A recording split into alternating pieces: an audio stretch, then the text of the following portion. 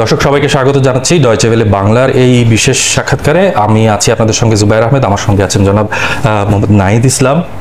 তিনি বাংলাদেশের যে এখন যে অন্তর্বর্তীকালীন সরকার, সেই সরকারের ডাক, টেলিযোগাযোগ ও তথ্য প্রযুক্তি মন্ত্রণালয় এবং তথ্য মন্ত্রণালয়, তথ্য সম্প্রচার মন্ত্রণালয়ের উপদেষ্টা, এবং তিনি বৈষম্য বিরোধী যে ছাত্র আন্দোলন, সেই আন্দোলনের প্রধান সমন্বয়ক ছিলেন। আপনাকে স্বাগত। ধন্যবাদ।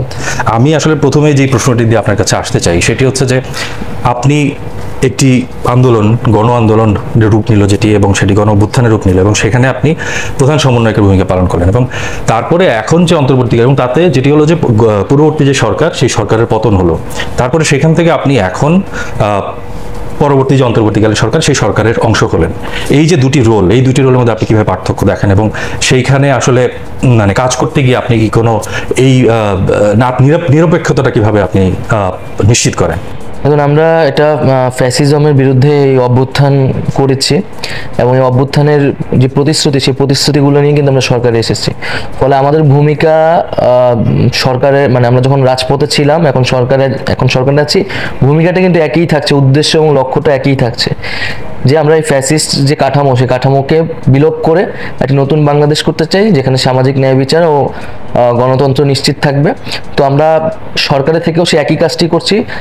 হয়তো আমাদের পদ্ধতিটি আলাদা হয়েছে, কিন্তু আমাদের ভূমিকা এবং লক্ষ্য উদ্দেশ্য কিন্তু একই রয়েছে। আচ্ছা, মানে সেই ক্ষেত্রে আমি এই বিষয়ে সরকারে কিভাবে কাজ করছেন আপনারা, আমি এই বিষয়টিতে আসছি। তার আগে আমি একটু জানতে চাই যে আপনারা মানে এই যে আন্দোলনে যারা মারা গেলেন এবং হচ্ছে যারা আহত হয়েছেন, তার সেটা নিয়ে একটি ডেটাবেস করার কথা, সেই কাজটা কতটুকু চলছে?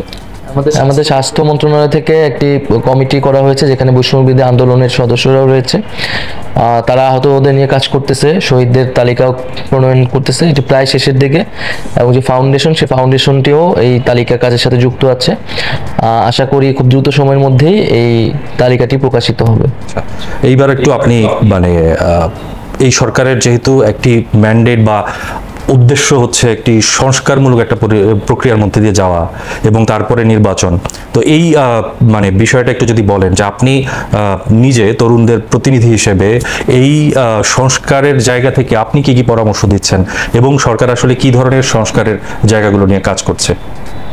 আমরা একটি সামগ্রিক সংস্কারের কথা ভাবছি, এবং আমরা যেটা অভ্যুত্থানের ভিতরেও বলেছি যে আমাদের একটা নতুন রাজনৈতিক বন্দোবস্ত চাই। সেক্ষেত্রে আমাদের এই 15-16 বছরে বাংলাদেশের পুরো রাষ্ট্রীয় কাঠামোই কিন্তু পচে গেছে, ঘুণে ধরেছে। সেক্ষেত্রে সামগ্রিকভাবে যদি আমি সকল সেক্টরে সংস্কার করতে না পারি, তাহলে আসলে সমস্যার সমাধান হবে না।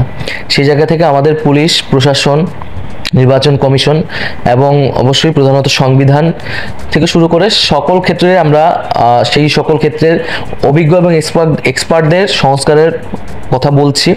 জনগণের বিভিন্ন অংশের সাথে আলাপ আলোচনা চলছে, রাজনৈতিক দলগুলোর সাথে আলোচনা চলছে, এবং আমাদের নিজেদেরও বোঝাপড়া চলছে। সামগ্রিকভাবে সবার থেকে পরামর্শ নিয়ে আমরা একটা রূপরেখা প্রণয়নের কাজ চলতেছে। আচ্ছা, এর মধ্যে তো আপনারা বেশ কিছু রাজনৈতিক দলের সঙ্গে কথাও বলেছেন। আইন শৃঙ্খলা পরিস্থিতি নতুন, মানে যেহেতু একটা পরিস্থিতি তৈরি হয়েছিল, সেটাকে রিইনস্টেট করা, এই বিষয়গুলো নিয়ে কাজ করেছেন। তো মানে বিষয়টা হচ্ছে যে পুলিশে আস্থা ফেরানো, জনগণের মধ্যে একটা নিরাপত্তার জায়গা তৈরি করা, এই বিষয়গুলো নিয়ে আপনি মানে কতটা আসলে কাজ করতে পারছেন, এবং কতটা মানে সেটা ফিরেছে বলে আপনার মনে হয়? আইন শৃঙ্খলা পরিস্থিতি অনেকটাই ফিরে এসেছে, তারপরেও পুলিশের এখনো সেই আত্মবিশ্বাসটি আসেনি, এবং যেহেতু পুলিশেও আসলে সংস্কার প্রয়োজন, এবং যেভাবে তারা রাজনৈতিকভাবে ব্যবহার হয়েছে, পুলিশ বাহিনীও এখন আসলে তাদের নিজেদের সংস্কার চাচ্ছে, যাতে এরকম করে আর কখনো রাজনৈতিকভাবে তাদেরকে ব্যবহার করা না যায় এবং জনগণের বিপক্ষে তাদের দাঁড়াতে না হয়। ফলে পুরো প্রতিষ্ঠানটি একটা ইমেজ সংকটের ভিতর দিয়ে আছে।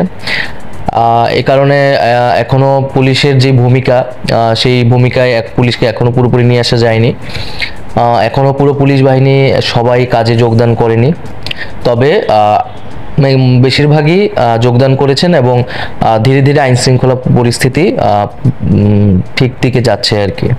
আপনি মানে একটা রাজনৈতিক বন্দোবস্তের কথা বললেন, মানে সেটা আসলে নিশ্চিত করবেন কিভাবে? আমার মানে প্রশ্নটা এই জায়গায় যে একটা হচ্ছে যে আপনি রাষ্ট্রীয় যে ইনস্টিটিউশন সেই জায়গাগুলোতে কিছু সংস্কারের কাজ আপনারা হয়তো করবেন, কিন্তু যে আমাদের যে সংস্কৃতি, রাজনৈতিক সংস্কৃতি মাঠে যেটা এতদিন ধরে হয়ে আসছে, তো সেই জায়গায় আসলে সংস্কার বা সেই জায়গায় পরিবর্তন, নতুন যে বন্দোবস্তের কথা বলছেন, সেটা আসলে কিভাবে আপনারা মানে নিশ্চিত করবেন বা করার? দেখেন, রাষ্ট্রের জায়গা থেকে বা সরকারের জায়গা থেকে সবকিছু করা সম্ভব নয়, এবং এই ফ্যাসিবাদ কিন্তু কেবল রাষ্ট্রীয় ফ্যাসিবাদ নয়, তার একটা সামাজিক তাৎপর্য রয়েছে। সমাজেও কিন্তু এই ফ্যাসিবাদ রয়ে গেছে। তো আপনি যদি সেই সমাজে পরিবর্তন না আনতে পারেন এবং রাজনৈতিক সংস্কৃতিতে পরিবর্তন না আনতে পারেন, তাহলে কিন্তু এই ফ্যাসিবাদ থেকে আমরা দীর্ঘমেয়াদী মুক্তি পাবো না। তো যেহেতু আমাদের সমাজের ভিতরে একটা নতুন জাগরণ তৈরি হয়েছে, মানুষের ভিতরে চিন্তাভাবনা এসেছে, মানুষ একটা নতুন রাজনীতির কথা ভাবছে, ফলে আমাদের কিন্তু একটা নতুন ধরনের চুক্তিতে যেতে হবে আসলে, যে আমরা আসলে কেমন রাষ্ট্রটা চাই, আমাদের সমাজে আসলে রাজনীতির ধরনটা কি হবে, কারা রাজনীতি করতে পারবে এবং কারা করতে পারবে না। তো এই বিষয়টাকে আমরা বলতেছি একটা নিউ পলিটিক্যাল সেটেলমেন্ট আমাদের যেতে হবে, যে আমাদের ফ্যাসিস্ট শক্তিকে আমরা আসলে সমাজে কিভাবে তাদেরকে বিলোপ করব এবং একটা গণতান্ত্রিক সংস্কৃতি কিভাবে আমরা প্রতিষ্ঠা করব। তো সেই বিষয়ে তো আমাদের সরকার, রাষ্ট্র এবং সমাজের সব দিক থেকে কিন্তু আমাদের একটা নতুন বোঝাপড়ায় যেতে হবে। আপনার কি মনে হয় যে আমাদের যে নির্বাচন ব্যবস্থা, সেইখানে কোনো পরিবর্তনের প্রয়োজন আছে? অবশ্যই নির্বাচন ব্যবস্থা নিয়ে কিন্তু সবাই কথা বলছে, সংখ্যানুপাতিক নির্বাচনের কথা আছে। তো এবং আমাদের গত 50 বছরের যে নির্বাচনগুলো হয়েছে সেগুলো আমাদের পর্যালোচনা করা প্রয়োজন। এবং বর্তমান বিশ্বে আসলে যে ধরনের নির্বাচন ব্যবস্থাগুলো আছে সেগুলোর মধ্যে আমাদের যেটা গ্রহণযোগ্য যৌক্তিক এক নির্বাচন ব্যবস্থার ভিতরে সংস্কার আনা যদি প্রয়োজন হয়, সেটা আনা অবশ্যই প্রয়োজন। কারণ আমরা যেহেতু বলছি যে সামগ্রিকভাবে আমরা পরিবর্তন করা দরকার, তাই আমাদের যে কোনো সেক্টরই আমাদের যেহেতু এখন সুযোগ এসেছে, যেটা আমাদের প্রয়োজন এবং যেটা যৌক্তিক সেটা আমাদের অবশ্যই করতে হবে। আর মানে সেই ক্ষেত্রে আমি যেহেতু নির্বাচনের প্রসঙ্গে আসছে, শিক্ষার্থীদের পক্ষ থেকে একটি রাজনৈতিক দল করার কথা বেশ কিছুদিন ধরে শোনা যাচ্ছিল, এবং এখন যদি আলোচনাটা একটু স্তীমিত, কিন্তু আমরা কিছুদিন আগেও খুব শুনছিলাম আর কি। এবং সেই ক্ষেত্রে মানে সেই রাজনৈতিক দল যেহেতু যারা সমন্বয়ক ছিলেন তাদের কাছে এই প্রশ্নগুলো আসছে বারবার, তাই আপনার কাছে আমি করছি আবার, সেই রাজনৈতিক দলের ভাবনাটা এখন কোন পর্যায়ে আছে এবং আপনি আসলে ভবিষ্যতে রাজনীতিতে কিভাবে আসতে চান? রাজনৈতিক দলের কোনো ভাবনা বা কোনো বক্তব্য আসলে আমাদের থেকে যায়নি, বরং নানা পক্ষ থেকে এটি বলা হয়েছে বা জনগণের জায়গা থেকে হয়তো একটা আকাঙ্ক্ষা আছে। কিন্তু আমরা বলেছি যে এখন আসলে রাজনৈতিক দল গঠনের সময় নয়, এখন আসলে দেশ গঠনের সময়। আমাদের শিক্ষার্থী প্রতিনিধির জায়গা থেকে আমরা সরকারে আছি, আমাদের বাইরে যারা আছে তারাও কাজ করে যাচ্ছে, ফলে আমাদের একটা ন্যাশনাল যে ইউনিটি তৈরি হয়েছে এই গণঅভ্যুত্থানকে কেন্দ্র করে, সেই ঐক্যটাকে ধরে রাখতে হবে, ধরে রেখে আমাদের দেশ গঠনের জন্য কাজ করতে হবে। যখন নির্বাচন আসবে তখন আসলে রাজনৈতিক দলের প্রশ্নটি আসবে এবং আমরা সেটি সেই সময়ের জন্যই ছেড়ে দিচ্ছি। এখন আমরা ছাত্রদের নেতৃত্বে সকলের ভিতরে ঐক্য বজায় রেখে দেশ গঠনের জন্য কাজ করতে চাচ্ছি। আর আপনার ভাবনাটা কি? আমি ব্যক্তিগতভাবে তো রাজনীতি করার ইচ্ছা ছিল, কিন্তু একটা অভ্যুত্থানের মধ্য দিয়ে জনগণকে সাথে নিয়ে জনগণের প্রতিনিধিত্ব হিসেবে আমি আজকে এখানে আসি। এটা রাজনীতি সেটা জনগণের উপরই আমি ছেড়ে দিচ্ছি। যদি জনগণ প্রত্যাশা করে বা আমার সেই ধরনের ভূমিকা রাখার সুযোগ থাকে, আমি সেটা ভবিষ্যতে রাখবো। আর রাজনীতিতে লেভেল প্লেইং ফিল্ডের বিষয়ে, সেই ক্ষেত্রে মানে আওয়ামী লীগ এখন আপনি জানেন যে তাদের পতন হয়েছে, তারা এখন কার্যত তারা মাঠে নেই। তো ভবিষ্যতে রাজনীতিতে তাদের অবস্থান কি হবে? প্রথমত এই যে হত্যাযজ্ঞ হয়েছে এবং গত 15-16 বছরের যে দুর্নীতি, দুঃশাসন, লুটপাট এবং ভোটাধিকার হরণ, এর জন্য অবশ্যই আওয়ামী লীগকে বিচারের কাঠগড়ায় দাঁড়া করাতে হবে, যেটার কার্যক্রম শুরু হয়েছে। কারণ আওয়ামী লীগ দল হিসেবে এবং তাদের নেতাকর্মীরা ব্যক্তিগত জায়গা থেকেও এই সকল অপকর্মের সাথে জড়িত ছিলেন এবং এই গণহত্যার প্রধানতম তারা নির্দেশদাতা ছিলেন। তো সেই জায়গা থেকে তাদের যে হত্যাগুলো তারা করেছেন এবং যে অপকর্মগুলো করেছে সেটার জন্য তাদেরকে বিচারের মুখোমুখি করা, বিচার প্রক্রিয়ার পরেই আসলে এটা বলা যাবে যে আওয়ামী লীগের রাজনীতি কতটুকু থাকবে বা থাকবে না, এবং জনগণই সেটা সিদ্ধান্ত নেবে। কিন্তু সবার আগে বিচারের আগে তাদের রাজনীতি বা তাদেরকে পুনর্বাসন করার কোনো সুযোগ নেই। আচ্ছা, এই মানে আমরা যেটি দেখেছি যে 5 তারিখের পর মানে নানাভাবে হচ্ছে, যেমন পরিস্থিতি তৈরি হয়েছিল, যে আইন শৃঙ্খলা পরিস্থিতির অবনতি হয়েছে। তারপর হচ্ছে সেই ক্ষেত্রে আমরা রাস্তায় বেশ কিছু সময় হচ্ছে যে পুলিশ ছিল, সেখানে আমরা দেখি শিক্ষার্থীরা সেখানে কাজ করেছে মানে শৃঙ্খলা ফিরিয়ে আনার ব্যাপারে। আমরা দেখেছি যে তারা যখন সংখ্যালঘুদের উপর হামলা হয়েছে, তারা অনেকেই সেখানে গিয়ে সেটা প্রোটেক্ট করার চেষ্টা করেছে বা পাহারা দিয়েছে। ডাকাতের একটি বিষয়ে তৈরি হয়েছিল সিচুয়েশন, সেখানে তারা গিয়েছে। তো এরকম বিভিন্ন সময়ে তারা আসলে এগিয়ে এসেছে, কিন্তু একই সঙ্গে কিছু কিছু ঘটনায় আমরা দেখেছি যে কিছু প্রশ্ন উঠেছে। তো এই মানে এই ধরনের ঘটনাগুলো, সেটি মানে আপনাদের যে কাজ সেটার প্রতিও প্রশ্ন, মানে এক ধরনের প্রশ্ন তোলার একটা সুযোগ তৈরি করে দেয়। সেই জায়গাগুলোকে আপনারা কিভাবে কারেকশন করছেন বা করেন? আমরা তো আমাদের প্রত্যেকটি বিষয় কিন্তু আমাদের যারা আন্দোলনকারী রয়েছে তারা সেই যে ব্যবস্থা নিয়েছে এবং বক্তব্য দিয়েছে। যারা দুর্নীতি বা যারা চাঁদাবাজ, সেটা যে নামে কোনো রাজনৈতিক দল বা আন্দোলনকারীদের নামে করা হোক না কেন, আমরা তার সুস্পষ্টভাবে তার বিরোধিতা করেছি এবং তাদের বিরুদ্ধে ব্যবস্থা নেওয়ার জন্য বলেছি। এবং বিভিন্ন জায়গায় আসলে আন্দোলনকারীদের নাম ব্যবহার করে অনেক ধরনের দুর্ঘটনা ঘটানো হয়েছে। আমরা বলেছি যে সেই ধরনের ঘটনার সাথে কিন্তু এই আন্দোলনকারীদের কোনো সম্পর্ক নেই। তারা যারা এটি করে থাকুন না কেন, তাদের বিরুদ্ধে যাতে ব্যবস্থা নেওয়া হোক। তো এখন যেহেতু দেশে একটা পরিস্থিতি যাচ্ছে, যেমন শিক্ষার্থীরা এখনো মাঠে আছে এবং একটা ভূমিকা পালন করছে, আর সেই জায়গা থেকে এরকম কিছু ঘটনা ঘটছে। তবে একটা চাঁদাবাজি বা দখলদারিত্বের একটা কিন্তু বড় ঘটনা ঘটছে আমাদের রাজনৈতিক দলের নেতাকর্মীদের দ্বারা। আমরা সে বিষয়ে কিন্তু স্পষ্টভাবে বলেছি যে তাদের বিরুদ্ধে যাতে ব্যবস্থা নেওয়া হয়।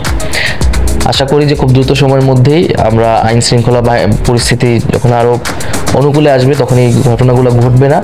এবং সারা দেশেই বৈষম্যবিরোধী ছাত্র আন্দোলনে যারা মাঠে আছে তারা সাংগঠনিকভাবে কার্যক্রম করছে এবং পুরো আন্দোলনকারী যারা আছে, স্টুডেন্ট কমিউনিটি আছে, তাদেরকে নতুন করে সংগঠিত করছে যাতে এই ধরনের ঘটনাগুলো না ঘটে আন্দোলনকারীদের পক্ষ থেকে, বা ঘটলেও তাদের বিরুদ্ধে যাতে ব্যবস্থা এবং জবাবদিহিতা করানো যায়। আচ্ছা, আপনার মন্ত্রণালয়ে, আপনি তো তথ্য মন্ত্রণালয়ে আছেন, মানে যেই কয়েকটি বিষয় নিয়ে আসলে সাংবাদিকদের মধ্যে একটা বিষয় আছে, তার মধ্যে একটি হচ্ছে ডিজিটাল সিকিউরিটি অ্যাক্ট। এই আইনের জায়গা থেকে মানে এরকম বেশ কিছু আইন আছে যেগুলো নিয়ে হচ্ছে নানা সময় আমরা দেখেছি যে সংবাদকর্মীরা তারা নানান রকমের প্রশ্ন তুলেছেন, এবং একই সঙ্গে ঔপনিবেশিক আমলের আরও বেশ কিছু আইন যেগুলো আসলে সাংবাদিকদের বিরুদ্ধেও ব্যবহার করা হয়েছে। তো এই আইনগুলো নিয়ে আপনাদের কোনো ভাবনা আছে কিনা, যেগুলোকে কারেকশন করা? কারণ নানান রকমের এই প্রস্তাব বা আলোচনা এর আগেও হয়েছে এগুলো নিয়ে, কিন্তু আসলে ফাইনালি আমরা কোনো আউটপুট বা সেভাবে দেখিনি। আমি এটা দায়িত্ব নেওয়ার প্রথম দিনই এটা বলেছি যে গণমাধ্যমের স্বাধীনতা বিঘ্ন ঘটে এই ধরনের আইন বা ধারাগুলো আমরা বাতিল অথবা সংশোধন করব। এবং সাইবার সিকিউরিটি অ্যাক্ট নিয়েও অলরেডি কাজ শুরু হয়েছে এবং আইন মন্ত্রণালয়ের পক্ষ থেকেও কিন্তু এই কথাটি বলা হয়েছে। এবং গণমাধ্যমের স্বাধীনতা এবং মানবাধিকার বিরোধী যে আইন বা ধারাগুলো রয়েছে, ওগুলো আমরা অবশ্যই করব। আমরা দেখছি যে এখন অনেক মামলাও হচ্ছে, তো এই মামলাগুলোর বিষয়ে আপনাদের মতামত কি? এবং মানে এগুলোর একটু যাচাই বাছাই বা মামলা নেয়া না নেয়ার ক্ষেত্রে কোনো ধরনের যাচাই বাছাইয়ের সুযোগ আছে কিনা? আসলে এখানে অনেকগুলো মামলা হয়েছে, যেই মামলাগুলা নিয়ে প্রশ্ন উঠেছে, সমালোচনা হয়েছে। আমরা এই বিষয়টি নিয়ে আলোচনা করেছি আমাদের ক্যাবিনেটে এবং এই সুস্পষ্ট নির্দেশনা দেওয়া হয়েছে যে যার বিরুদ্ধে যতটুকু অভিযোগ, সেই অভিযোগের মাধ্যমে যাতে তাদের বিরুদ্ধে ব্যবস্থা নেওয়া হয় এবং সবাইকে খুনের মামলা দেওয়া কোনো প্রয়োজনীয়তা নেই। সেই মামলাগুলো যেগুলোর যৌক্তিকতা নেই সেগুলো প্রত্যাহার করা হবে। কেউ নিরপরাধী থাকলে তাকে মামলা থেকে রেহাই দেওয়া হবে, অথবা যার যতটুকু অভিযোগ যার বিরুদ্ধে, সেটা তদন্তের ভিত্তিতে তার বিরুদ্ধে সে অনুযায়ী মামলা বা ব্যবস্থা গ্রহণ করা হবে। আচ্ছা আচ্ছা। আর আন্তর্জাতিক মহলের একটা মানে এক ধরনের উদ্বেগ আগেও ছিল, বিভিন্ন সময় ছিল, সেটা হচ্ছে যে অতি মানে ফান্ডামেন্টাল যেটা এই মুহূর্তে এই পর্যায়ে এসে সেটাকে আবার মাথাচাড়া দেওয়ার কোনো সুযোগ আছে, বা সেটাকে আপনারা কিভাবে ট্যাকেল করবেন? বাংলাদেশে জঙ্গিবাদের কোনো স্থান হবে না। বাংলাদেশের মানুষ সবসময় গণতন্ত্রকামী এবং আমরাও গণতন্ত্র এবং ন্যায় বিচারের জন্যই এই অভ্যুত্থানটি করেছি। তো সরকার এবং আইনশৃঙ্খলা বাহিনী এই বিষয়ে প্রথম থেকেই সচেতন সে ধরনের কোনো ঘটনার সুযোগ হবে না এবং সেটার জন্য আগাম প্রস্তুতি সতর্কতা রয়েছে সরকারের পক্ষে। ওকে, ধন্যবাদ আপনাকে আমাদের সঙ্গে যোগ দেওয়ার জন্য। দর্শক, কথা বলছিলাম নাহিদ ইসলামের সঙ্গে। তিনি বলছিলেন নানান বিষয়ে, শিক্ষার্থীদের যে আন্দোলন সেটি নিয়ে কথা বলেছেন, তারপর বর্তমান সরকারে এসে তারা কি ধরনের সংস্কারের চেষ্টা করছেন সেগুলো নিয়ে কথা বলছিলেন। এছাড়াও রাজনীতির নানা বিষয় নিয়ে, রাজনীতির নতুন একটা ল্যান্ডস্কেপ, সেই বিষয় নিয়ে তারা কথা বলছিলেন, তিনি কথা বলছিলেন। ধন্যবাদ আপনাকে, আপনাদের। আমরা আবারও আসবো অন্য কোনো বিষয় নিয়ে আপনাদের সামনে।